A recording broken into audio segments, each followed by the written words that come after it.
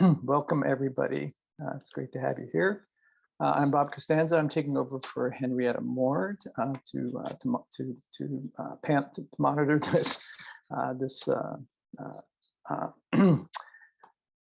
what are we calling it? The Soundbites on modeling natural prosperity for the future. This seminar series is about the complex interactions and outcomes that characterize the global climatic and ecological crises, and they require sophisticated modeling, monitoring, and measurement across different temporal, spatial, and human scales, including governance and policy regimes. This series showcases the cutting-edge approaches to climatic and ecological modeling from a range of interdisciplinary perspectives and from leading thinkers, both academic and otherwise. The series also asks how diverse approaches may be integrated and actioned to generate effective policy responses and forms of natural prosperity. So today, we're very lucky and pleased to have Jamie Beck Alexander. She's the director of Drawdown Labs at Project Drawdown.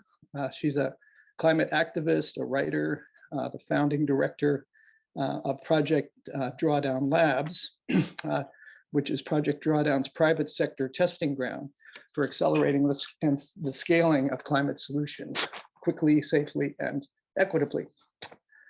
Jamie joined Project Drawdown from Ceres, working with companies to set ambitious emission reduction targets and leverage their influence in support of strong climate and clean energy policies. Previously, Jamie served as a civil and foreign service officer with USAID in Bangladesh, India, and Tasmania. She's worked in support of the rights and cultural revitalization of Indigenous peoples at the Cultural Conservancy and the UN Office of the Secretary General. She's been a guest on popular news outlets to talk about climate solutions, including CNN International, the Weather Channel, and NPR. And she's also authored numerous articles on climate change. So Jamie, welcome and take it away. Thank you, Bob. And thank you all so much for having me today. It's really a pleasure to be with you. So yes, I'm Jamie Alexander, and I'm with an organization called Project Drawdown. And I'll share a bit about how we think about this topic of modeling natural prosperity for the future. But I wanted to start with a question for all of you. And this is just something to think about in your head for 20 seconds or so. And that question is this: what comes to mind when you think of climate change? So we'll just take a few seconds to see what pops into your mind. So when 14,000 people around the world were asked that question last year, 44% of people said that they think about the outcomes of climate change, like changing weather, melting ice caps, increased wildfires, things like that. 18% of people said that they think about the causes of climate change, things like the burning of fossil fuels, like coal, oil, and natural gas. Only 3% of people surveyed said that they think about the solutions to climate change. So if you weren't thinking about solutions when I asked that question, you are definitely not alone. And that's why our organization, Project Drawdown, exists in the world. I'm going to show you a brief trailer if I can. Let's see if the technology works. Actually, maybe I will skip this if it's not working. Okay, well, I'll just move right along. I don't think this is going to work today, but so we exist in order to identify, research, model, and then communicate the biggest solutions to climate change. We're a nonprofit organization. We published a book in 2017 that you may have heard of called Drawdown. And it really was the world's first kind of comprehensive assessment and aggregation of all of the solutions that humanity had and has at our fingertips to address climate change. So I want to start by exploring what is drawdown. What is this, what do we mean by drawdown? What's the concept of drawdown? So drawdown actually refers to a future point in time. It's a moment in time. It hasn't happened yet, unfortunately, when levels of heat trapping gases in the atmosphere stop climbing and start to steadily decline. It's a critical turning point for life on Earth, a turning point of coming back into balance with the Earth's natural systems. And it's a turning point that we need to reach as quickly, safely, and equitably as possible. So how do we achieve drawdown? How do we achieve this moment of drawdown, which essentially is when we kind of stop accelerating climate change and start to come back into balance with the Earth's systems? How do we achieve it? Well, we need to work on all aspects of what we call the climate equation. So if we first start by imagining that this rectangle here is the amount of heat trapping gases that human beings put into the atmosphere every year. So here on the left-hand side is where those heat trapping gases that lead to climate change, this is on the left, is where those heat trapping gases come from. So this is the biggest sources of emissions. So you can see here on the graphic. In orange, electricity production is the largest source of emissions. Food, agriculture, and land use in green. Industry in blue. Transportation in this teal color. Buildings in purple. And then gray is kind of other energy related emissions. So those are the biggest sources of the emissions that lead to climate change. But thankfully, the story does not end there.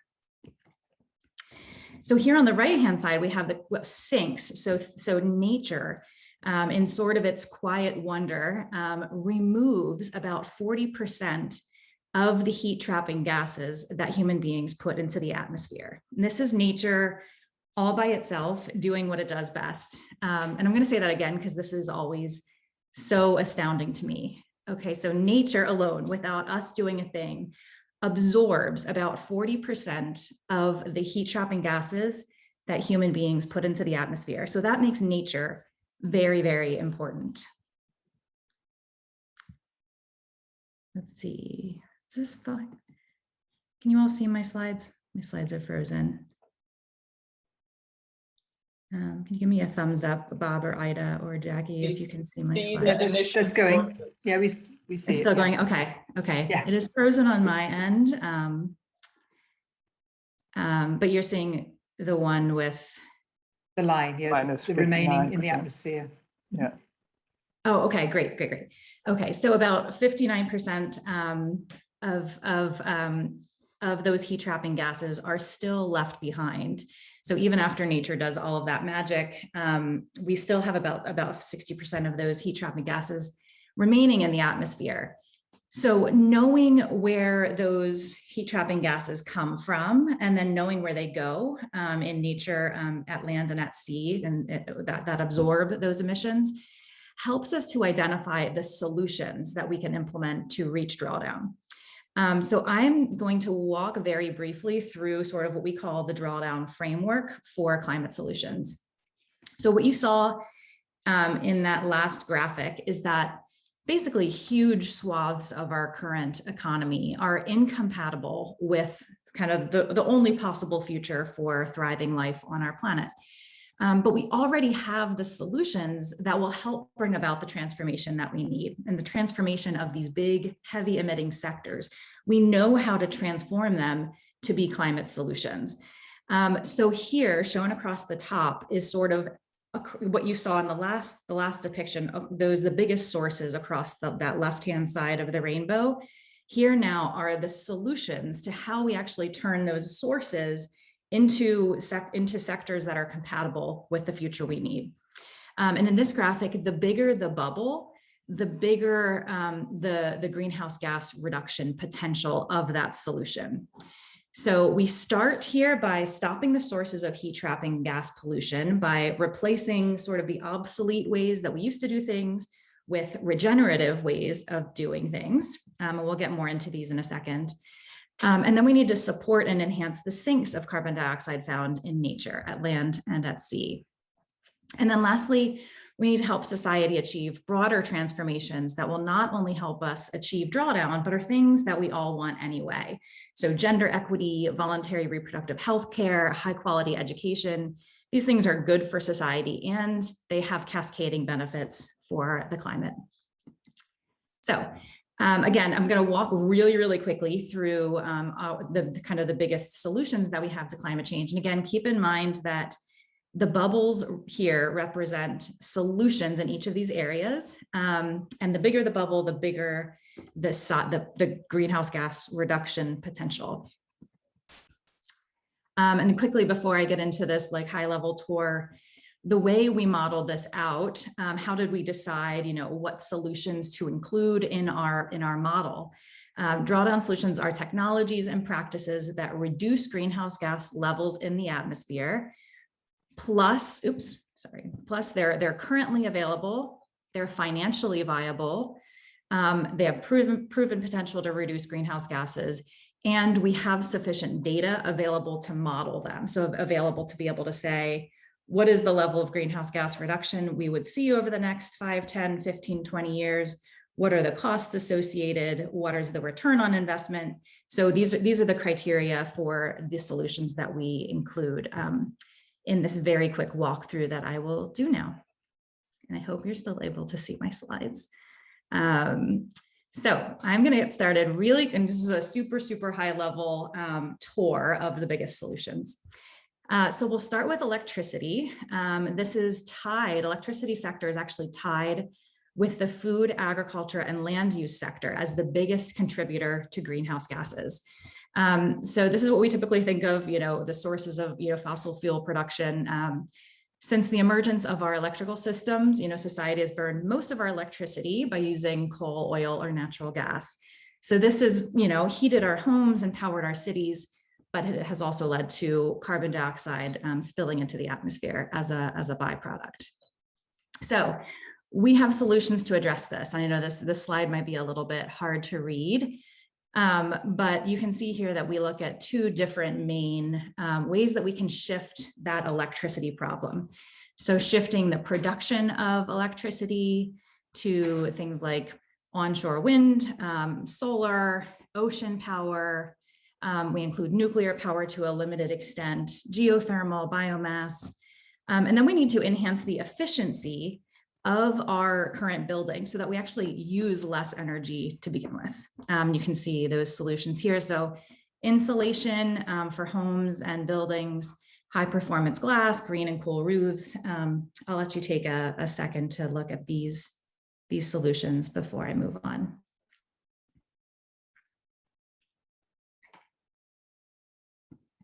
Okay, the next stop on our tour is so we just walked through that the orange band in that rainbow graphic I showed. So the biggest sources of electricity, we're now moving into the green, which is almost tied with electricity for the biggest emitting sector, and that's food, agriculture, and land use.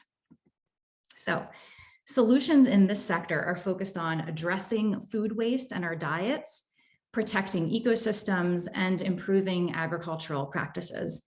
So look at all of the opportunity here. These solutions represent important ways that we can improve our health, provide more jobs. The green, when we think about green jobs, green jobs are more than just installing solar panels. When you look at these solutions, there are opportunities for farmers, for the rights of indigenous peoples. So these are getting food surplus to those who need it, and restoring peatlands and grasslands and coastal wetlands. So here we categorize our food, agriculture, and land use solutions into addressing food waste and diets, shifting agricultural practices, and then protecting ecosystems. And all of these graphics are available on our website, so you can click in and sort of look at more detail. Amy, can I ask a quick question on that? Sure. So on this one, you have sort of dark green and light green. Is this intended to show the range of possibilities? And why is that not the case for all of these graphics? Yeah, so if when you can see the band, that means there's more there's more variation. So that's the outer limit of what we modeled out was possible. So the ones where you don't see as much, for nutrient management, there's a lot more variation on how much, how much investment or how much behavior change can influence how much we scale those solutions. So for the ones that have a bigger band, there's sort of more variation in our model. and then those with a smaller band, like reduced food waste, there's less of a variation between the greenhouse gas reduction potential.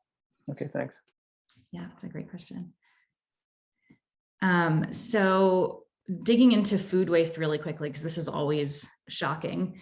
1/3 of the world's food is never eaten. 1/3 of the world's food is never eaten, which means that the land and resources used and the heat trapping gases emitted in producing that food were all completely unnecessary. But food waste is a solvable problem through, reducing food loss on the farm or in the supply chain, and then redistributing food surplus to those who need it. We also need to shift our agricultural practices to those that are regenerative for the soil, and improving rice production techniques that can reduce methane emissions and sequester carbon. So these are just a few highlights from that food and agriculture and land use sector.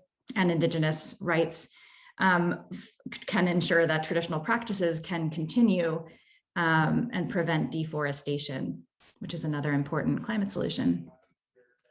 I'm going to spin through these really, really fast. So buildings are major drivers of emissions. This is the third band there in the rainbow. Some of those emissions stem from the materials that comprise buildings and the process of construction, renovation, or demolition, or what's known as embodied carbon. Many more emissions are the result of ongoing use. So what happens in those buildings? And you'll see here that several of these solutions are contained here and also in the energy sector. So we have high performance glass, dynamic glass. We only include them in our model once, but we depict them here as well. I'm going to spin through this. So transportation is the biggest emitting sector in the United States. Globally is the 4th biggest according to our model. And so we have solutions that are actually really exciting and can improve our health and our cities. So we need to not just get everybody in electric vehicles. There are also solutions related to enhancing the efficiency of larger vehicles, including ocean shipping and efficient aviation and trucks. And most importantly, shifting to alternatives. This is where we'll see the biggest bang for our buck in more walkable cities, bicycle infrastructure, high-speed rail, telepresence, e-bikes, carpooling, public transit. Let's see, the next sector is industry. So this is sort of the sector of production, computers, cars, clothing, kind of the production of those big things are what we include here. Some big solutions here is addressing refrigerants, especially important as the world warms and more people are going to be using air conditioners to stay cool. That has a huge impact on the climate. So we need to address that by looking at alternative refrigerants and refrigerant management. And then let's see, we'll move really quickly to the land sinks side. So we need to reduce the sources of emissions, but we also need to support those natural systems on Earth that remove carbon. And I'm not talking about direct air capture. We're talking about, forests and these natural climate carbon sinks that we already have on Earth. So healthy ecosystems have an unparalleled ability to absorb carbon through the process of photosynthesis, and then they store it in living biomass. So here are some solutions in the land sink category. You'll see things like, restoration of tropical and temperate forests, regenerative agriculture. What do we do on degraded lands? We can plant a lot of things, including bamboo on degraded lands that used to be coal mines or things like that can really absorb a lot of carbon. And then lastly, this is the ocean sinks category. Oceans cover 71% of the Earth's surface, and they also absorb carbon, but we need to take care of those ecosystems so that they can continue to do that. This is a kelp forest, which absorb carbon, but they need to be protected and restored in order to continue doing so. And then the last one that we include in our model is the health and education sector. So this is really, how do we improve society through rights-based reproductive health care and equitable access to education.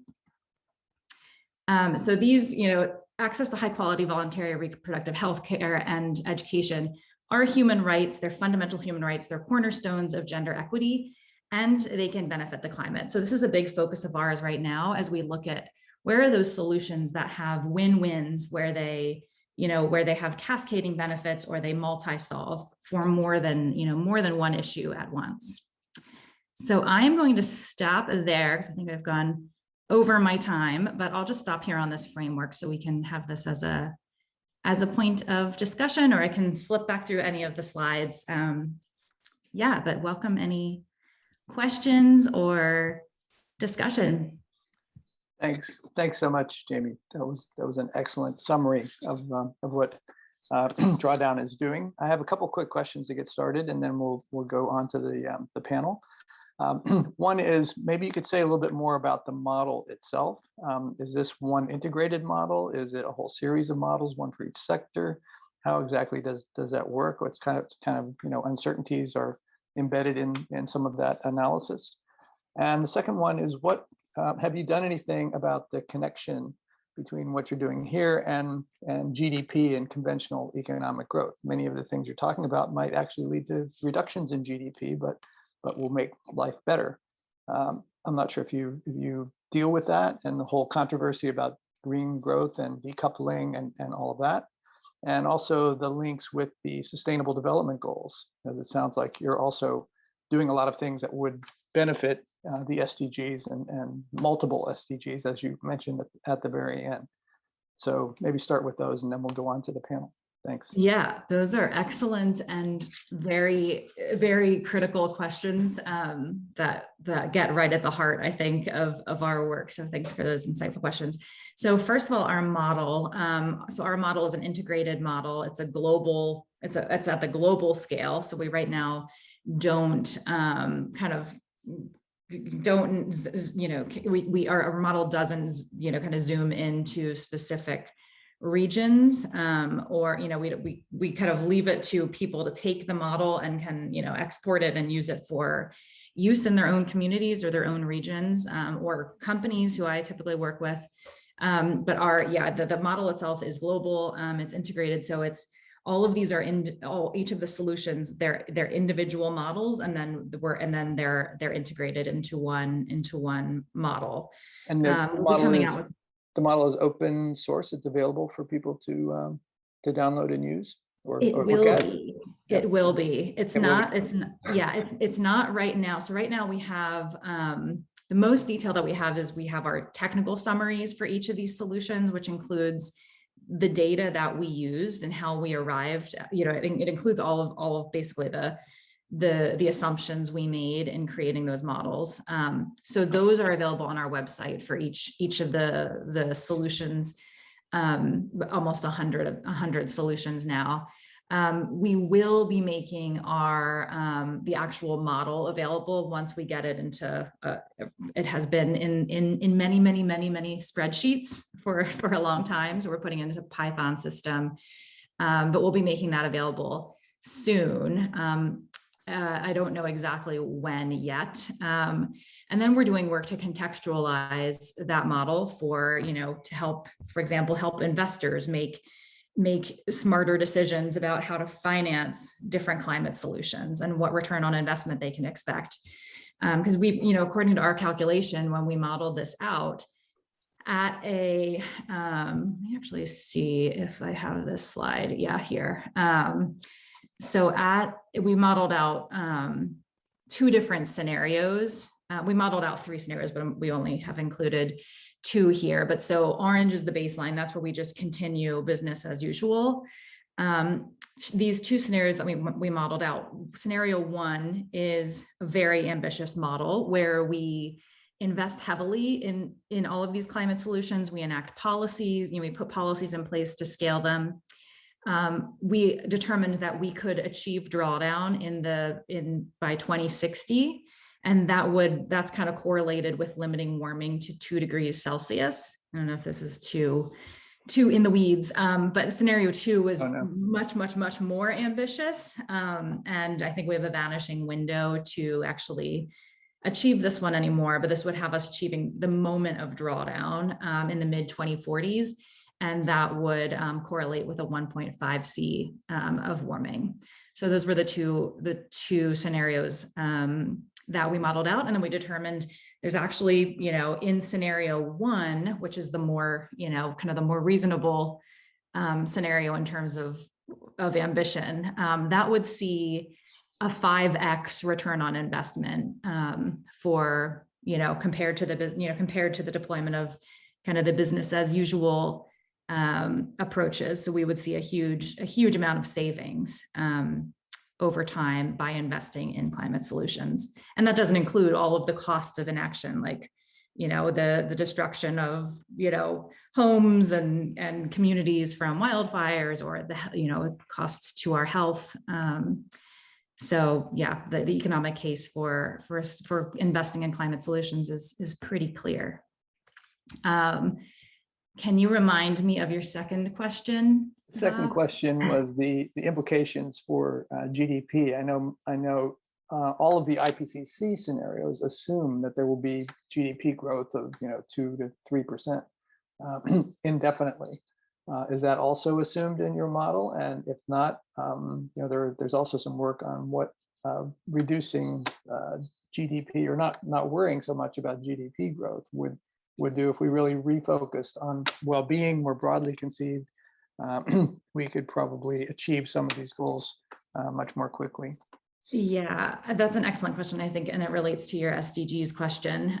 So we are looking much more now at, it should just like reduction in consumption and less of a focus on growth be actual, like should those be climate solutions? Should those be things that we model out, so that they're not included in this model, but it's what our research team right now is working on. And then we have another part of the organization called Drawdown Lift that looks at, again, those kind of like the biggest win-win or cascading, the solutions that have cascading benefits for people and the planet. And we do map our solutions to the SDGs. So I'll share a paper that my colleague Chad Frischman published last year that was exactly that, sort of mapping the drawdown solutions to the SDGs and understanding where there's how these climate solutions help us achieve the SDGs as well. Great. So these scenarios you have on the page now assume GDP growth at some. I don't know. I think it's 2%, but I'm not. I can find out. But I could just put you in touch with our head of research, who would be able to provide much more detail on the inputs there. Okay, great, thanks. I think Ida had the next question. Sorry, Jackie, I have a quick one just following up on this. Jimmy, you actually answered most of my questions, so thank you for that. But following off of this, so have you run sort of the likelihood of these actually happening, solutions being implemented? So for example, GDP and reducing growth of GDP, I think is critical. I also don't think it's very likely at the global scale. So I would say that's something that could make a big difference in the solution, but probably won't happen, unfortunately. Bob would probably disagree with me, but let's say, so have you looked at sort of the likelihoods of these solutions being implemented and what that means for your scenarios? No, we have not done that analysis. I think our sort of place in the landscape is to say, we have these practices, technologies at our fingertips, like to show, to sort of like lift that up as a truth. And then, in various parts of the organization, we work with policymakers to understand what are the barriers to achieving, to scaling those climate solutions. We work with investors to determine, how can we help investors like funnel much more capital to the climate solutions and away from the extractive industries. But we don't, and we work with different communities. We work with a bunch of different communities who are looking at this at a community level. So we have sort of anecdotal, idea of what sort of the plausibility of these, but we are kind of our job, our raison d'etre is really to like lift them up as we have them at our fingertips, but not to model out like how likely are they, but just to help different actors that have a lot of leverage be able to scale them. Okay, thank you. Okay, Jackie, I think you were next, and then thank you. Then Ying, I'll get to you right after Jackie. Thanks very much, Jamie. That was great. I'm going to just come at you from a slightly different angle, if I can. So I'm writing a magnum opus on natural prosperity. And one of the things in there is about this shift from a market society more back to a moral society. I'm just using those terms loosely. But one of the things that I noticed is that sort of rippling underneath the surface, and it's coming out in more recent information, is around the role of subsidies and how in one fell swoop, one could actually really change the picture. And I was very curious because I've just finished a report for the UN on plastics, the global assessment of plastics. And there, the estimate is because of the subsidies and the cheap price of fracking and gas and fossil fuel feeds, we're looking at effectively plastics globally contributing to 18% of emissions. That's plastics, exactly. And I noticed that the bioplastics bubble was quite small.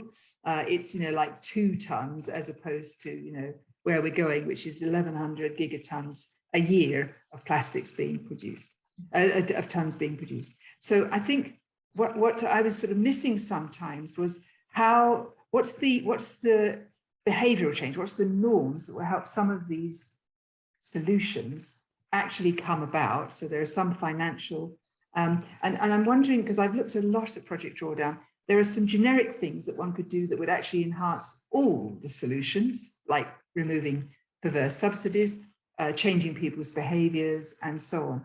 And so I'm sort of curious how we could, come at the Project Drawdown with a whole range of ways of interacting with those solutions over and above the solutions themselves. So that's sort of what I was thinking a bit more about. It's such an excellent point. And it's actually where, so if I would have continued on my slides. Oh, okay. That's sort of where we're headed now, looking at, these climate solutions don't they don't scale themselves. They don't, other than nature, other than but so how do we, what are those big leverage points that we can tap to bring them into the world at scale? So this is really not data driven. This list of what we call them accelerators. This is an area that we're really focused on right now within the work that I do, my team at Drawdown Labs.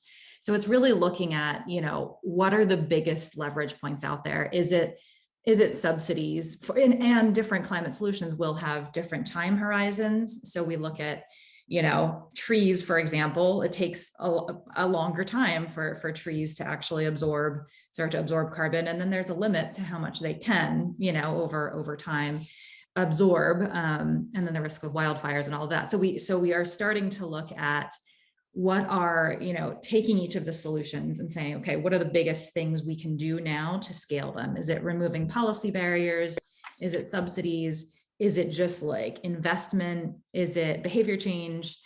And so that's a piece of work that we're doing right now. And in our next publication this summer, we'll be including this series of things in our new analysis, including looking at the role of philanthropic investment, private capital, and then some work that we're doing with policymakers to identify those biggest leverage points.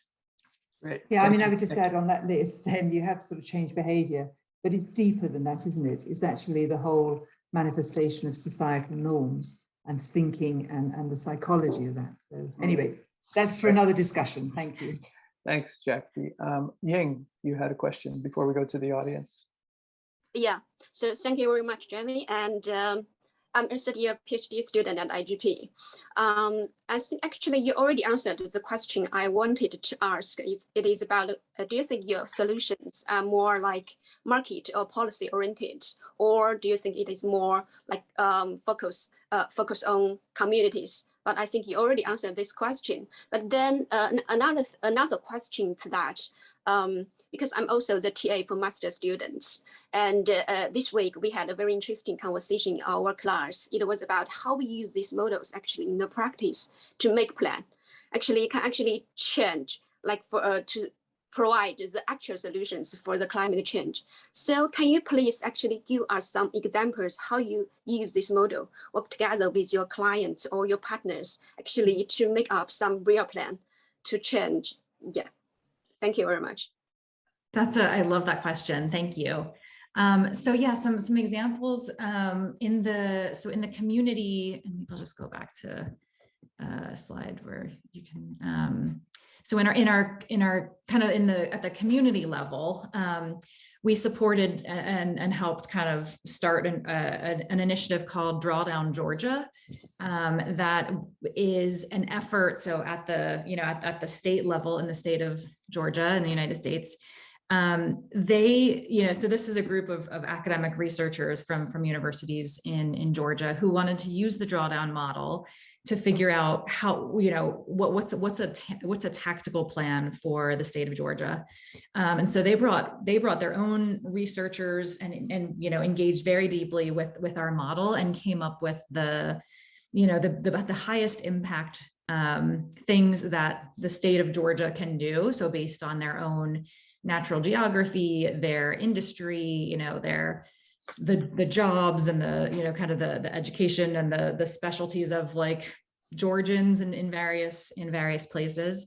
And they came up with, this very tactical plan that's tied to gigatons, and it's tied to their emissions, and it's tied to the local, to their local, policies and jobs and emissions reductions targets for the companies in Georgia. So that's an ongoing and very exciting piece of work. And then, some of the work that I do with investors and companies is more taking the model and contextualizing it for okay, we need to make the business case for this very large corporation that has a lot of influence, a lot of scale, and a lot of negative climate impact. And how can we make the business case for them to shift, to shift, away from the kind of highest impact things they're doing in terms of their footprint and toward climate solutions. So we can use our model to kind of model out what's the financial case, what's the business case for a company moving much, much faster. So working with the CFO to say, it makes a heck of a lot of business sense for you to do this. So those are two examples, at the community level, and then more in the private sector. And we collect stories about how our model is used. We don't actually implement these programs on our own. Our role is to research, do the calculations, run the models, amplify the solutions, and then kind of support local communities or businesses in contextualizing them for their use. Thanks, Jamie. So we have about 80 participants in the audience, and we have 13 questions so far that they've submitted here. So I'll try to get through some of them, probably not all of them before we're done. And some of them you've already answered, at least in part. But here's one from Alexandra Sadler. And she wanted you to speak a bit more about the ownership structure of these types of solutions. For example, is there a risk that many of these solutions could involve private sector corporations, especially in the global north, implementing solutions that they disproportionately benefit from, and those solutions often being implemented in the global south? So how are you thinking about ensuring cooperative and equitable ownership structures over these projects? Yeah, that's a great question. I do think certain solutions are better suited to different types of ownership structures. So I'm thinking of the food waste solution, for example. There are a lot of really amazing startups and like smaller initiatives in the developing world, in the global south, that are addressing this issue in their own communities. And then there are startups here in in California that are doing the same thing. So I feel, and then there's how are farmers getting involved, and how are like individual smallholder farmers, integrating these solutions into their practices. So I think, it's a great question. It's really a bit beyond the scope of what we've currently done. Like the current research that we've done doesn't really illustrate what different ownership structures would be appropriate for different solutions.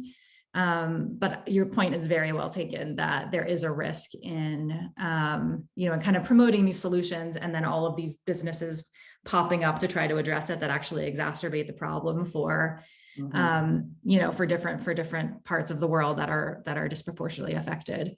And that is why, part of the work of some of my colleagues in our Drawdown Lift program are really looking at, what are those solutions that have those co-benefits, and lifting up the work that's happening in, the most affected communities.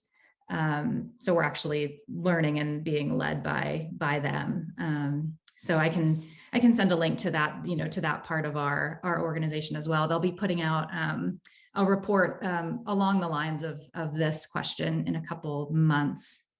So maybe if you go to that list of future work that you had, that last slide, maybe that belongs in the culture change sort of category. How do we change our institutional structures and ways of collaborating more to get beyond just sort of market-based solutions, but to get to solutions that are much more collaborative. Anyway, here's a question from Lydia Martin. She wants to know, where does the funding for this Project Drawdown come from as a nonprofit? And let's see, and also, what level of collaboration with policymakers and local communities is being carried out so that smarter decisions can be made at the state? Now, you already answered that a bit with your example from Georgia, but maybe it gets a bit deeper than that, not just using the product, but is there some level of collaboration on the front end, say what, especially having to do with these current goals going forward? Yeah, so we're funded by mostly foundations and individual gifts. That's how we've always been funded. And to answer your second question, we typically stay away from direct political advocacy, as a 501c3. We do, we write policy briefs often around, kind of educating policymakers on a particular issue.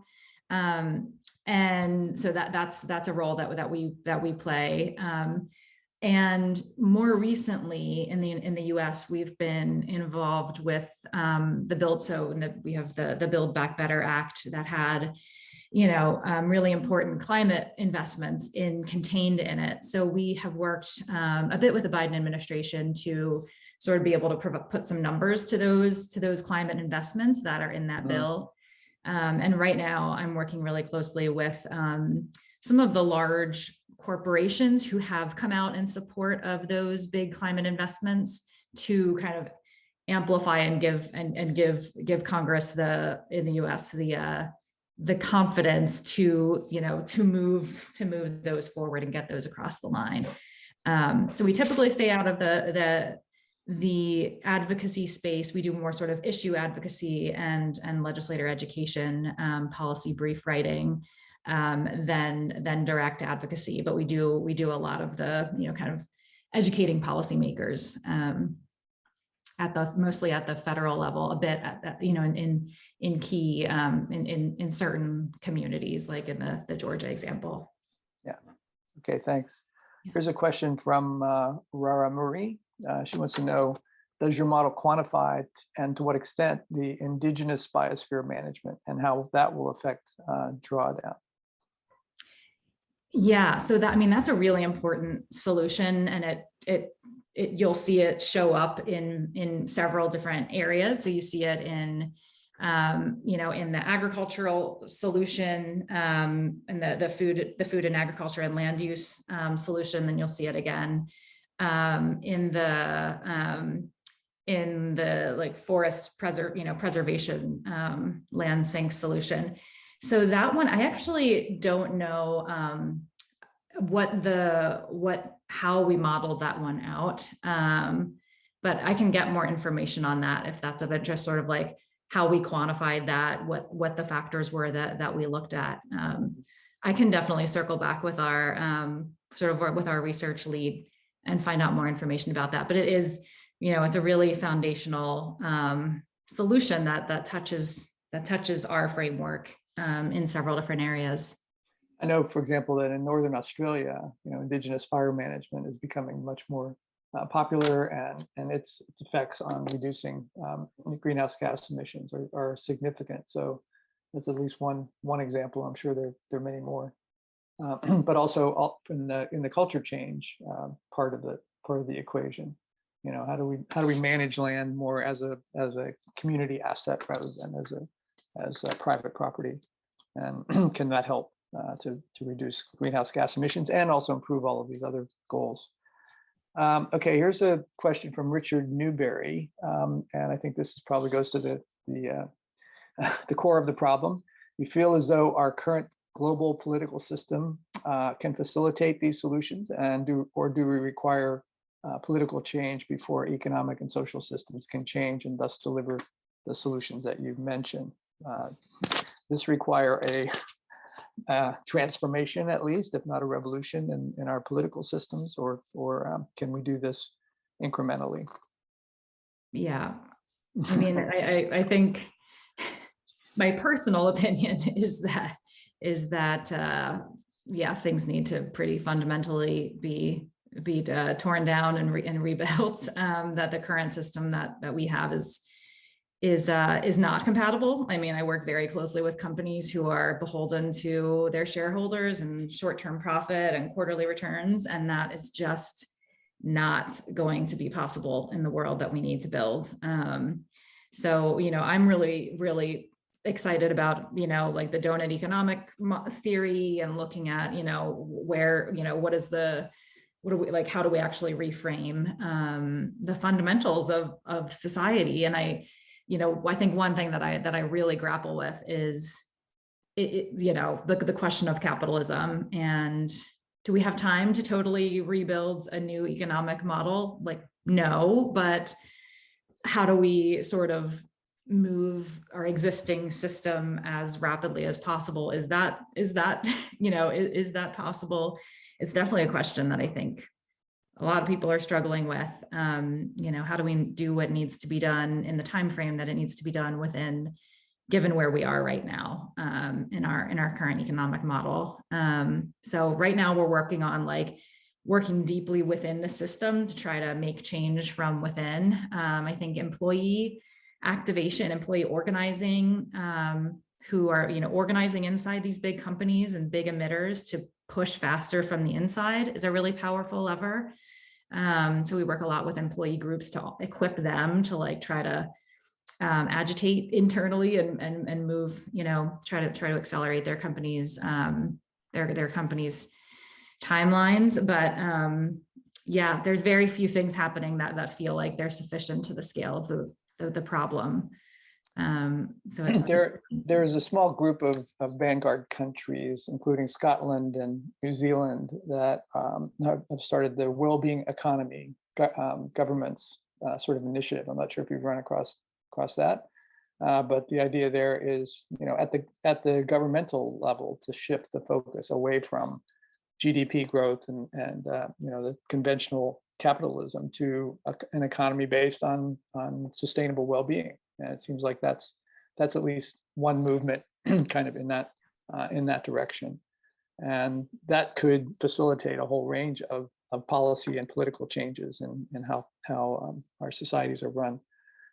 So I don't think it's hopeless, but I think it will take some major changes.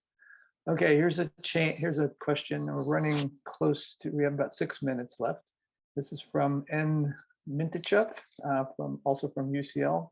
And it gets back to the question of waste. And you gave examples of food waste, but there's certainly many other kinds of waste.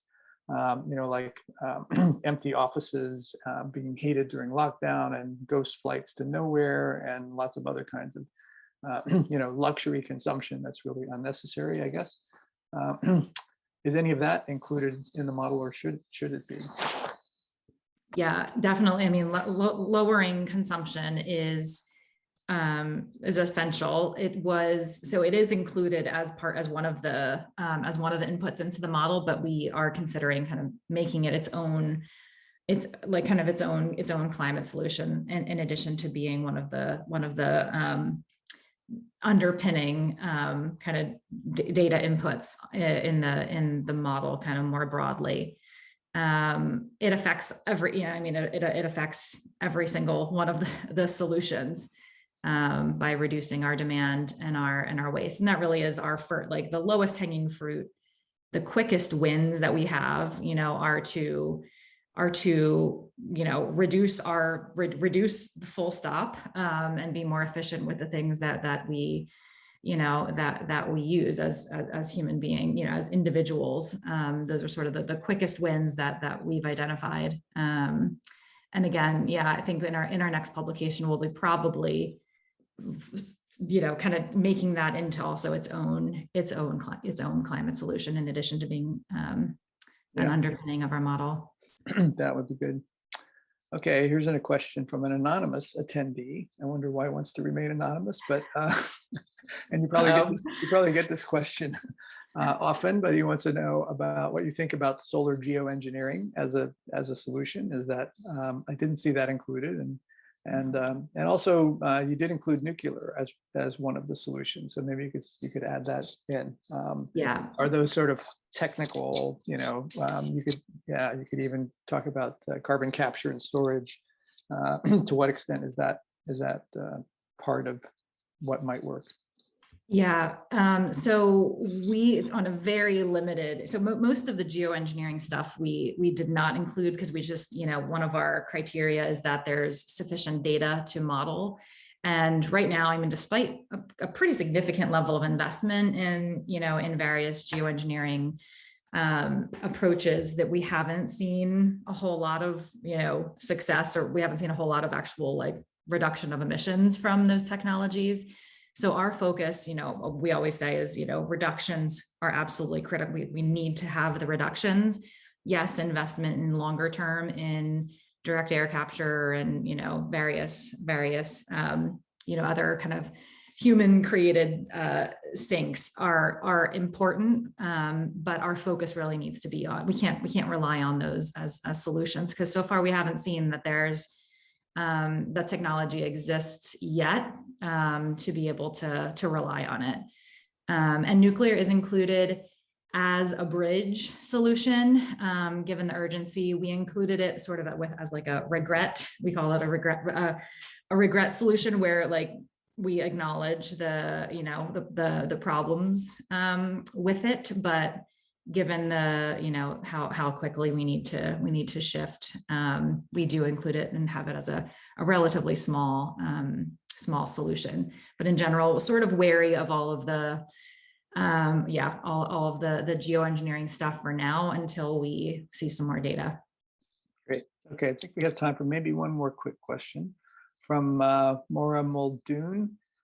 She wants to know about the unintended consequences of some of your potential solutions. I guess the Jevons paradox kind of effect. So our electric car is going to cause people to drive more and consume more in the end, and not really be a solution, that sort of thing.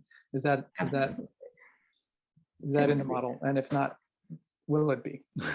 That's really, really important. We talk about this a lot as an organization, especially, when it comes to things like electric vehicles and the mining that's required to make those vehicles.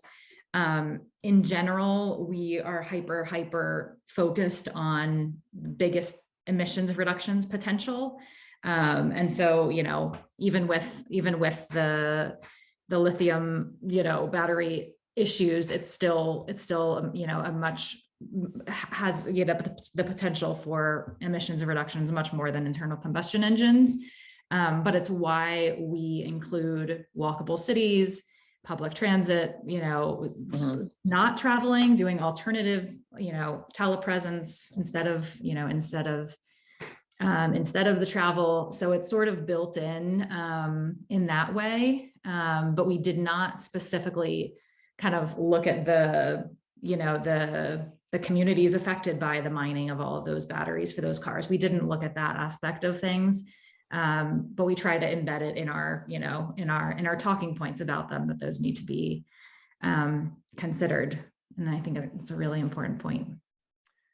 Great. Well, I think we're at the end of our time. I'm sorry I couldn't get to all of the questions from the audience, but I think we covered most of them. That was a really, really good discussion, and hopefully we can collaborate with you further in the future. Seems like we're all trying to achieve the same goals here. So thanks very much. Thank you for having me. Anybody who can actually clap, you can see that. And the rest of the audience, I'm sure, is doing the same in virtually. Great. Okay. Thank you.